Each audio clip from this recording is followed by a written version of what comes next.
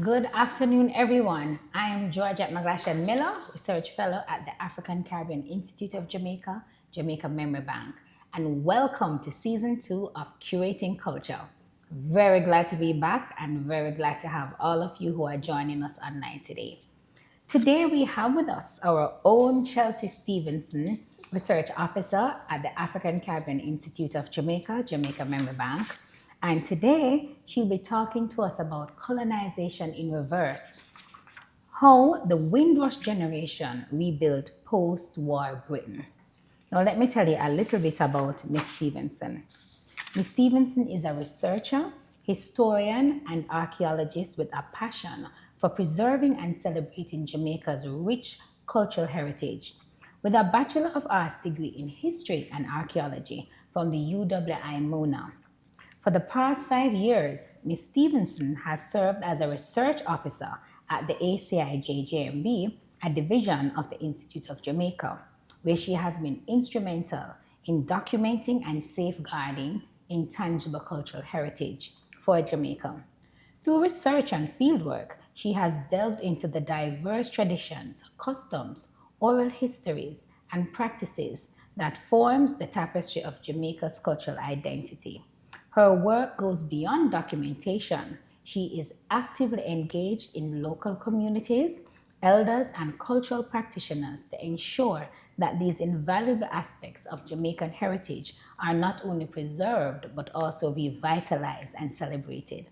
She understands the importance of intangible cultural heritage in fostering a sense of belonging, identity, and pride among Jamaicans, and is committed to sharing this knowledge with future generations. Help me to make Ms. Stephenson welcome. The floor is yours, Chelsea. All right, so good afternoon, Georgette, and good afternoon to everyone who has tuned in live and those who will see my presentation afterwards. Georgette, of course, introduced me, but my name is Chelsea Stephenson. I am a research officer here at the ACIJ JMB, and today we're going to be talking about, I would say, a well-known topic, but everyone can learn something new, the Windrush Generation and how the Windrush Generation rebuilt post-war Britain. Now, before I start, my title, Colonization in Reverse, takes its name from the title of a very popular Louise Bennett poem, Yes. Colonization in Reverse. In this poem, she describes how Jamaicans colonized England in reverse, talking about the mass migration of Jamaicans and other Caribbeans starting in the late 1940s, going all the way up to the early 1970s. Now, a little bit of a backstory as to my interest in this topic. So back in 2018, a news kind of rocked the region, and it was the Windrush scandal. Now, at the time, I worked with an organization that was instrumental in migration, and we were very affected by this Windrush scandal because, of course, we all, as Jamaicans, will have relatives who move to England. We have returning residents in our communities, in our churches. I, for one, I had an aunt who it said that in my grandmother's house there were only two pictures. I won't tell you one, but the other one was of my aunt who moved to England. This fabled aunt in this faraway land. And so that was my understanding of Windrush, of the migration of Jamaicans to England. Now, when the Windrush scandal broke, where I worked, we were heavily involved in it. And I met so many interesting and diverse people who left Jamaica. Some left as children, some left as young people, no family, no friends, moving to this strange, faraway land. And because of politics and immigration politics, they were displaced from everything that they knew, because at this point it's 50, 60 years. They don't know they have no concept of Jamaica. So now having to be sent away from the only home they've known, it really piqued my interest, and it caused me to want to understand more about the Windrush Generation. So that is what started my interest. So for those who have never heard of the Windrush scandal, it involved the wrongful detention, denial of legal rights, and threats of deportation faced by members of the Windrush Generation and their descendants. The scandal revealed that many of these individuals, despite having legal rights to stay in the UK, were wrongfully treated as illegal immigrants due to lack of official documentation. This was largely a result of the UK's government's hostile environment policy, which aimed to reduce illegal migration by making life difficult for those without papers. Now, if you know, well, for those who don't know, at the time of the beginning of the Windrush generation, the beginning of the Windrush migration, Jamaica was still a colony of Britain, and those who left here were left as British subjects. They possessed British passports. I've actually seen a few of them, a black passport with the British coat of arms, and you'll see Jamaica at the bottom. So they possess British passports. For all intents and purposes, they were British citizens. So imagine being told all these decades later that, oh, sorry, you're actually not from here. So the Windrush scandal caused much uproar. Many affected faced deportation, loss of jobs, and difficulties accessing healthcare benefits. The scandal led to widespread criticism of the Home Office and promoted calls for reforms and compensations for those wronged. The UK government has since apologized and committed to addressing the injustices faced by the Windrush generation and their families. But I keep repeating this word, Windrush generation. No. Who are the Windrush generation and why were they in UK to begin with? So at the end of the Second World War, the United Kingdom was in desperate need for workers that they could not be replenished by their own people. So they turned to the new Commonwealth to entice its subjects to relocate. Between 1945 and 1948, official discussions involving colonial governors and the British government took place about using the surplus of West Indian labor to ease the labor shortage in the UK. The British government at first was opposed to this idea, despite thousands of Caribbean men and women having already worked for the Royal Air Force during World War II. The Windrush was hence to clear up a myth that the Windrush was not initiated by the British government. So the initial migration, it was thought that only Jamaicans went. But when you look at the documentation, you see that there were people from all over the Caribbean. There were people from British Guyana, from Trinidad and Tobago, from Jamaica, from Mexico, that was new to me, Cuba, and Bermuda. In total, there was 127 souls on board the Windrush.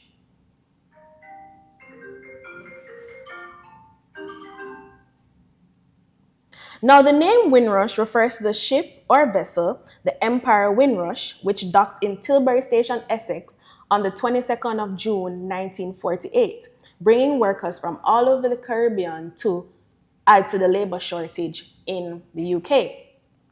The Daily Gleaner on April 15, 1948, advertises passenger opportunity to the United Kingdom.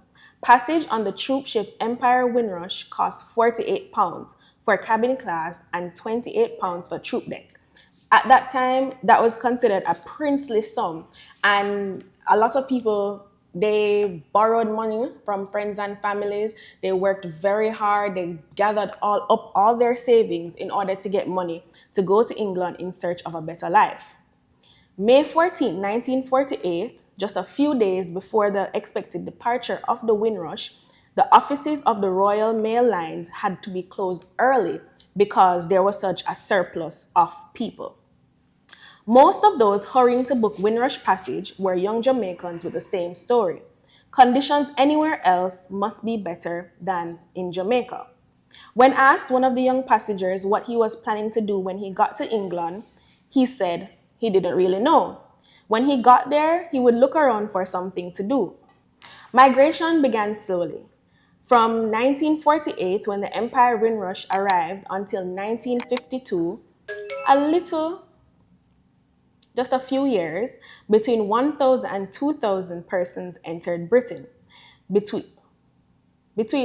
Only 1,000 to 2,000 entered each year, followed by a steady stream and rapid rise until 1957, when 42,000 migrants entered.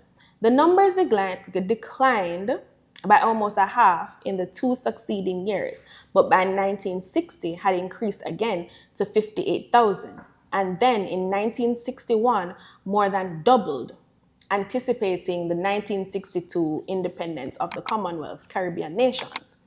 By 1961, according to the National Population Census, the number of people living in England and Wales who were born in the Caribbean was just over 161,000, 90,000 men, and just over 71,000 women. The people who migrated to England, there was a wide cross section. On the first migration, there was a large cross section of individuals. There were people of unskilled labor who were just trying to seek out a better life for themselves. As quoted before, anything would have been better than remaining in Jamaica. Many realized that that really wasn't the case, but either way, they had to press on. There was a large number of unskilled Jamaican workers, mostly men and women, who went to the United Kingdom. The government of Jamaica, of course, took its time to warn them that the prospect of employment in England for unskilled laborers was very slight and advised them to secure a definite offer of employment before leaving the island. Some did, some of course didn't. Because Jamaican people, like, try. If you can't succeed, you have to try again. There weren't only laborers who desired to go to England, but also professionals like notable dance pianist Ansel McLaren, formerly of the Colony Club. He was traveling to England to further his career as well as his studies on both piano and organ. Another notable figure who was on board another notable Jamaican figure who was also on board that first voyage of the Empire Windrush was the Honorable Cecil Baugh, one of the founders of the Jamaican School of Arts and Crafts, now known as the Edna Manley College of Visual and Performing Arts. He was on the Windrush, along with a Trinidadian calypsonian, Aldwin Roberts, better known as Lord Kitchener. When the Windrush arrived in Tilbury, Essex, it was this prospect of employment that attracted many of the Windrush passengers to leave the Caribbean. Men and women were needed to rebuild an economy weakened by the war years, especially in those sectors crucial to Britain's reconstruction plan. So think about the manufacturing sector, the transport sector, and the health sector. So manufacturing will include food as well as product manufacturing, coal and steel and iron, food processing, food factories, transport sector, the trains, the buses to drive and also to conduct. And then the newly formed NHS, or the National Health Service. So you need trained nurses assistants, because not only was the British population decimated by the World War, but a lot of the times those seeking workers weren't able to pay British citizens, so they asked for migrant labor. Pretty much a lot of similarly to what happens now. There is also a huge backlog in the maintenance and repair work and a severe shortage in the construction sector. In the service sector, both men and women workers were needed to run public transport and to staff the new National Health Service, or NHS. The most common sector in which people from the Caribbean found jobs included, for men, manufacturing and construction, as well as public transportation. Many Caribbean women found employment in the NHS as nurses, nursing aides, as well as in public transportation and in manufacturing. Now, when they arrived in the UK, a lot of these young workers, young people, thought that because they had been British subjects all their lives, that this was a sort of homecoming, coming home. I wouldn't use the word home. In some of my readings, the word home was used, but I wouldn't use the word home, of course. But having been inundated, being referred to as British subjects, you'd think that they would be more welcomed into British society. But that wasn't the case. They found that especially when they went to work, they were given the worst jobs, the most menial jobs. Even if they were a skilled worker, say for instance, if they were a skilled carpenter or a mason here in Jamaica, when they went to the UK and went into whatever their field was, they were given jobs were beneath them in favor of even the unskilled Britons just because they were black and from the Caribbean. Also, there are reports of nurses who worked in the NHS who went as trained nurses from the Caribbean who went to get further training in the UK, but again were given the worst jobs ever, given jobs to clean out the locker, to empty bedpans, just undesirable jobs that nobody wanted.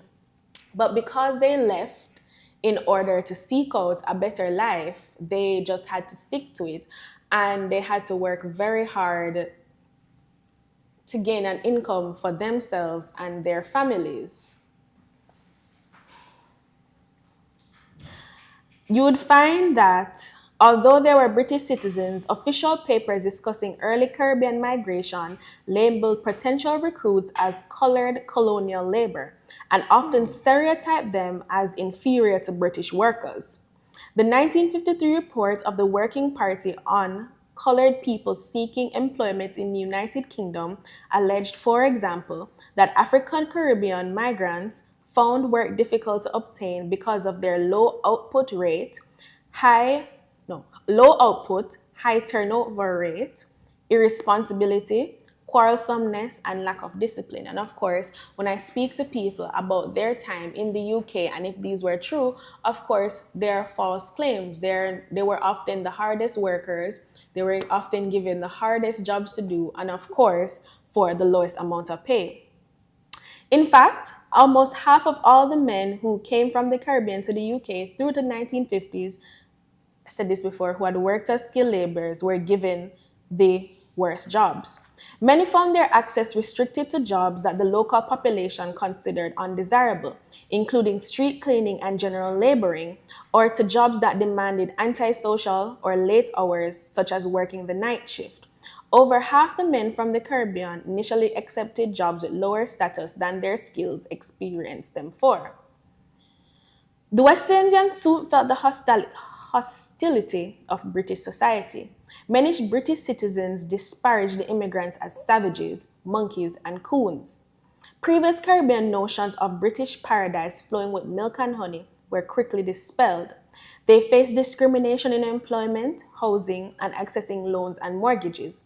Many thus had held on to low-paying, unskilled menial jobs like their lives depended on it. But despite all the challenges that these people face, the Windrush generation, especially first set of migrants,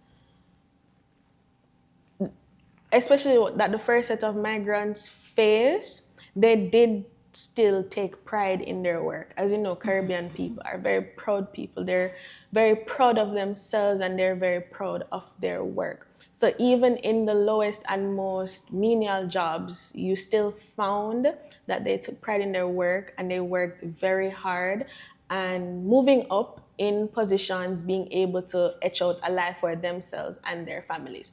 There are some who decided after working there for a few years to return to the Caribbean, but many people stayed in the UK, and that it is those people who formed the Windrush generation and their descendants, and there's some of those people who were affected by the Windrush scandal. These early post-war workers made a huge contribution to the British economy and economic growth, not only in the immediate post-war period, but also across the decades of continuous employment. As the demand for both skilled and unskilled laborers continued to grow throughout the 1950s, the economy recovered. Employers and managers in key sectors actively began to recruit in the Caribbean rather than waiting for workers to arrive in the UK. London Transport, for example, recruited more than 3,500 Bajans in the 10 years from 1956. Paying workers' fares to the UK and then recovering them through a deduction from their wages, a common practice that tied economic migration to particular employment and which continued throughout the succeeding years. The British Hotel and Restaurant Association recruited in Barbados, and the NHS sent managers to various parts of the Caribbean to recruit already trained nurses and young women to come to Britain to train nurses. Again, something that still happens even after the ending of what's considered the formal ending of the Windrush Generation and stricter migration from between Jamaica and the UK. You still find that they recruit Jamaican teachers, Jamaican nurses to come there to work and train. Hospital matrons and British politicians also visited the Caribbean, and by 1955, 16 British colonies had set up selection and recruit agencies to ensure a good supply of candidates to train as nurses in Britain. It was evident that the NHS could not meet the health needs of the population with just the workers that were in the UK and had to come to the Caribbean to seek men and women. Now, I think I mentioned before what really the ending point of the Windrush Generation is considered 1971. So the Windrush Generation are those who migrated to the UK between 1948 and 1971. Now in 1971, an Immigration Act was passed. And by the way, of course, 1971 is just shy of 10 years after independence. So no longer considered British subjects, but immigration was still not as restricted as it is now. So in 1971, the Immigration Act, which gave Commonwealth citizens already in the UK indefinite leave to remain, and then those who weren't already in the UK were not given the same privileges. The decision was challenged in 2012, in a 2012 policy which affected anyone who was unable to provide proper documentation. Now, this was a very cornerstone issue of the Windrush Generation. There are those who I've seen photographs of people who migrated as children. This one lady in particular, she migrated as a little girl, and she has photographs of her class photos from the UK. She has photographs of her graduating class from nursing school. But when some don't have the really understanding of migration, immigration, and making sure that your documents are up to date, and it just took her one time to come to Jamaica and she wasn't allowed back in Britain, even though she had lived there her entire life. So those who weren't able to provide proper documentation were deported or not allowed back into the country. It posed an issue for children of the Windrush Generation, many of whom travel to the UK under their parents' passports and have lived their entire lives in the UK.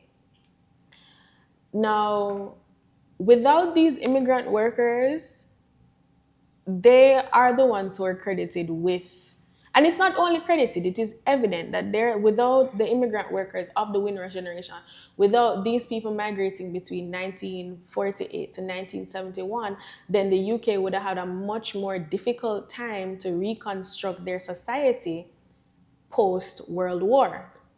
Now, going back to my title, Colonization in Reverse, you'll hear the Miss Lou poem and you'll hear the words and you'll just, have a laugh because it is meant to be humorous. But when you think of all the sacrifices that those individuals made, leaving all that they've known, leaving their country to go to this new and unknown place to make a life for themselves, to make a life for their family, it is quite impactful. And it's also quite ironic, the title, Colonizing England in Reverse, because the English came here and brought our ancestors here to colonize this land. And when the opportunity arose, we did it right back to them, enriching ourselves, enriching our society, enriching our people. So, in an article that I read, written by Hilary Roberts Hickling, she actually uses the same name as well. So her article's entitled Turning History Upside Down, How Jamaicans Colonized England in Reverse. She eloquently, of course, describes the notion of colonization in reverse. Colonization in reverse does not entail the kind of conquest or subjugation that an imperial nation can undertake. Instead, it represents an opportunity for getting employment, further education, and exposure to the latest technology in a large metropolitan society that experience and the experience of living in a much larger society than the small island that you are from. The notion, the notion of colonizing England in reverse has allowed Jamaicans and the Caribbean at large to stamp their impact on British society way beyond that initial call for labor in 1948. Caribbean culture has become a permanent fixture in British society. One example, of course, that comes to mind is Notting Hill Carnival that just went the other day. Another is poems. I have a Jamaica journal in the back with Linton Kwesi Johnson, who is a renowned dub poet who also made his way to England to make his name. There are so many people in Jamaican society that you can think about that went to England and etched out their own names in history. Jamaican culture, Jamaican slang. When you hear British slang, a lot of Jamaican words are mixed into it. Jamaican and Caribbean music, concerts, artists. Some of the biggest shows that Jamaican artists will ever perform is in the UK. So Caribbean culture has become a permanent fixture in British society, and aside from culture, there are professionals as well as persons of Caribbean descent joining English representational politics to make a difference in their communities. So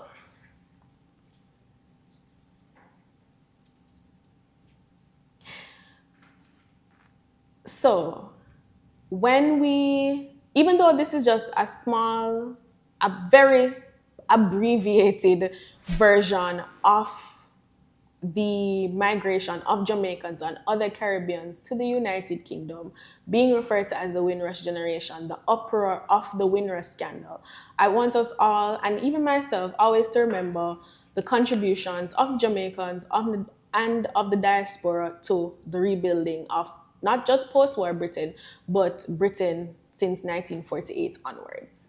Thank you. Thank you very much, Miss Stephenson. The Windrush Generation, the Windrush Scandal, how Jamaica and other Caribbeans rebuilt post-war Britain. A very timely topic because even since the scandal, we have a way of saying things in Jamaica are 9-day talk, you know? It's still not finished, it's still not done.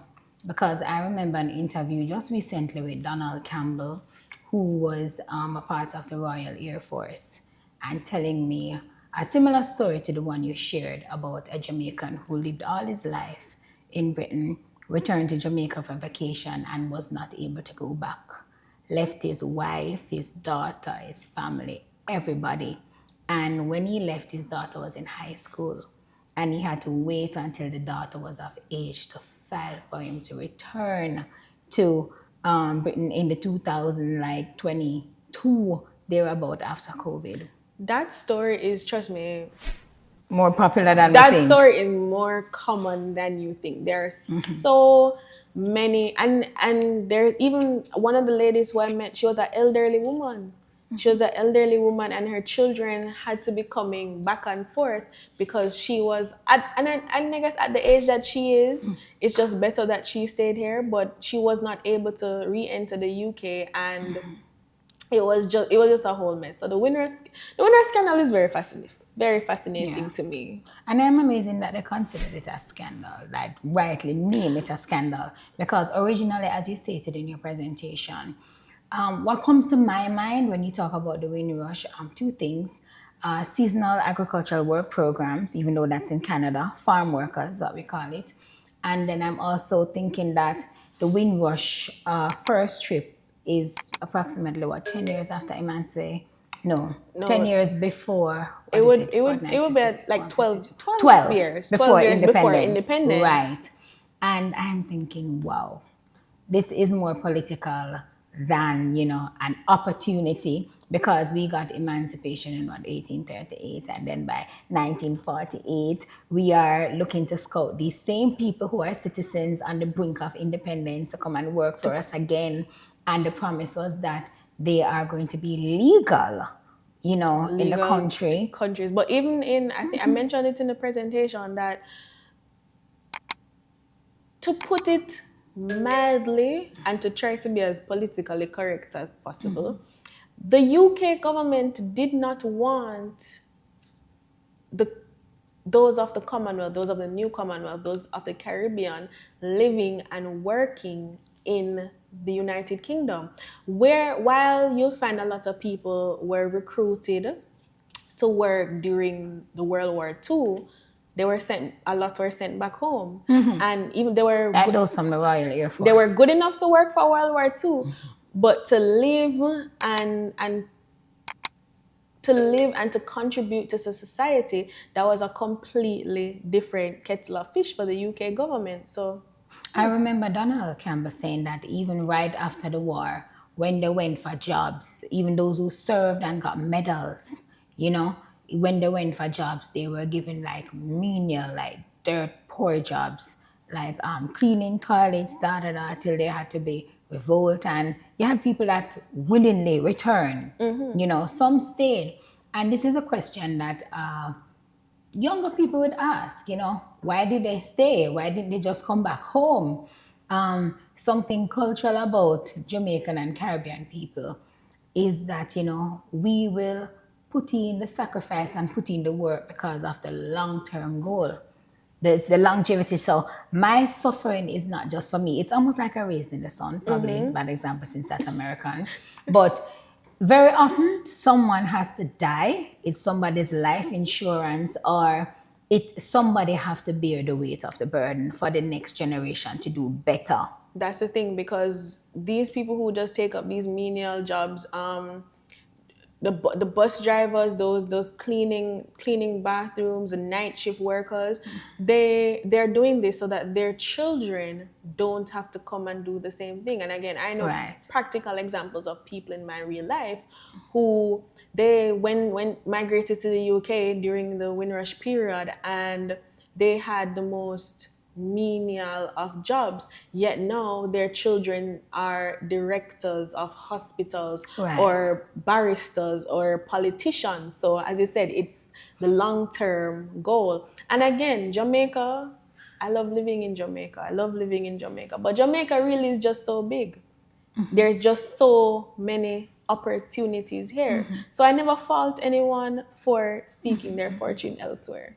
Yeah, and I mean, maybe in our time that we're living, we're not so able to understand because we're just looking back. We're just doing the research, and I hope it doesn't oversimplify the issue. But being enslaved, our ancestors and our foreparents were not being paid for anything, and then now you hear that you're emancipated, and then you're independent. What does that mean? What is your qualification? What are your skill sets? What are you being paid? So an opportunity like going to England to work, where just like the season agricultural work program, the money translates to more in Jamaica. And many people look to returning, the returning residents, and that, we're just doing this for a while. At least, I live to see my child becoming a doctor, a lawyer, That's thing how they like that. build up. Whereas they don't own their own homes in the UK, but when you see the mansions that they've built in Jamaica, because that's their end goal, that's their dream, to come back home, to live and retire. So yeah. And you touched on. Do we have any questions from online, from our online audience? Just to say, I'm usually the producer, so I'm usually the one behind the camera. So poor Mr. Pasty is around there on his own. All right, while Mr. Pasley checks, you mentioned some of the contributions that we made, and Miss Louise Bennett would have highlighted some of those in her poem Colonization in Reverse. But my area of study would have been like the music. You mentioned the Notting Hill Carnival, but like the music and the poetry, and Linton Kwesi Johnson. But we could talk about what these poets and what this music would mean to the diaspora in UK at the time, not just in terms of entertainment, but in terms of giving them some kind of cultural and national identity in an alienated place. And a piece of home. Because Right. having that piece of home there with you, yeah, having that piece of home Yeah. there with you, it gives you a sense of familiarity. You don't feel so alone and away. But I mentioned LKJ. I mentioned, but I also, one of my favorite things to think about is Desmond Dekker and the Aces, his song, The music. Israelites, Yes. where it was the first Jamaican song to hit the British charts, or Yeah. first number one. I think Millie Small, after Millie Millie Small. Millie Small, yeah, after Millie Small. So even music like Yes. crossing over from the Caribbean, from Jamaica. I try to use the word Caribbean, but from Jamaica Yes. to the UK, that's what, yeah. Yeah, but there's more than evidence. But just for persons to understand that it wasn't just about money. It wasn't just about leaving Jamaica and going somewhere. It was an investment into your future generation to ensure that we could come out of the squalor, especially for those who leave from Kingston. And even now, the opportunities that were presented to them to become citizens of the UK, not in the way where Canada is making it clear that no Jamaican, no Mexican, no Filipino, no anybody that comes on the agricultural program can become a citizen, right? A question from a viewer online. This person is asking, after the scandal, were the remaining Caribbean nationals allowed to stay, or were they still deported? Do you know that? All right. So after, and as Georgia said, the scandal is ongoing. The scandal hasn't ended. It has just, as Jamaicans say, it was just a 9-day talk, but the scandal is still ongoing. Now, a lot of people were allowed to stay. A lot of people were allowed to stay because I think once my deduction is that if the Windrush scandal, so the scandal part of it never broke, then it would be a much different story. If attention wasn't brought to what the Home Office was doing in 2018, this would be a completely different story. But once attention was brought to it, and once the world, especially in the Caribbean diaspora in America, especially in Jamaica and the United States, once the diaspora realized what the Home Office was doing and people jumped on it, then they definitely had to step back and really look into it and say, we cannot do this to these people. So to answer the question, yes, people were allowed to stay. Once they could provide evidence. And the Home Office was very strict about this evidence. It had to be proper immigration documentation. But school photos, if you have a school photo from If you have a school certificate. 1952, that's to prove that you've been there. If you have work recommendations from 1970 all the way up. So they were less strict about their requirements for documentation, but people were allowed to stay. And those who were deported, can't tell you now because I've been away from the situation for a few years now. But there are some people who were told to bring in, who were deported, were told to bring in their evidence of documentation, and there would be facilities to allow them back in the UK. Maybe not as proper British subjects, but they were given visas to go back. Okay. Someone is asking if you found the term Windrush scandal problematic and if you know where it came from. So to jump back to what I said before, it only became a scandal because people found out about it. So was it the media that was calling it a scandal? So the media named it the Windrush scandal. To the Home Office and to the politicians, it wasn't a scandal. It was just politics. Procedure. It was just procedure. again, trying to be very politically correct, so I won't tell you exactly what I think about it. But yes, the term Windrush scandal was not given to the situation by the Home Office. Say, oops, like, oh, sorry guys, we did a oopsie. Oh, this is so scandalous of us.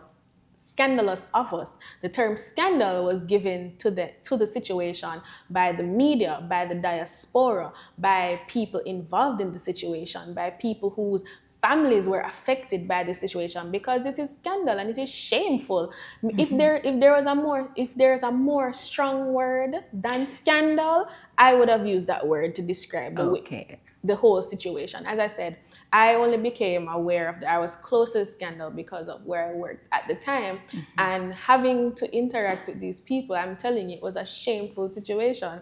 So if there's a more heavy word, a word worse than scandal, that is what I would use to describe what the British government attempted to do to these people. Okay.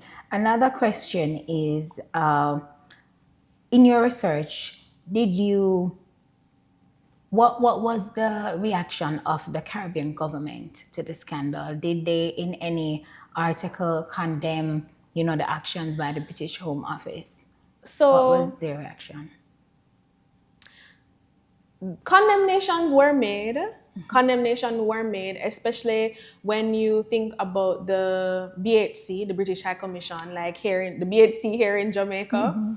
Um, a lot of correspondence from the Ministry of Foreign Affairs. There was condemnation, there was uproar, there was outrage, but you have to remember, a lot of people's introduction to the Windrush generation was through the Windrush scandal. Right. So yes, there would have been outrage from those who know about the Windrush generation. But for those who are just being introduced to the topic, of course, you have to learn about something before you can properly react to it. And yes, so there was outrage, there was response, but not as emphatically as it would have been now. Now that more people are aware of the contributions of the Windrush generation, because Someone online says betrayal. betrayal is right, because imagine I leave my country, come live in winter's cold, and this is how you treat me after decades of not only the people who migrated there, because you have to remember the people who went there initially, you have them, plus you have their children, plus you have their children's children. And at this point, you would think it's their children's children's children, plus all the family that they would have probably brought up to the UK, people who they would have married. So this is generation. So betrayal is a good word. Let me see. This final comment, we still have time, Mr. Pasley, says that if you know of any of the situations being resolved, like for persons from childhood to adults who came home and were not able to return.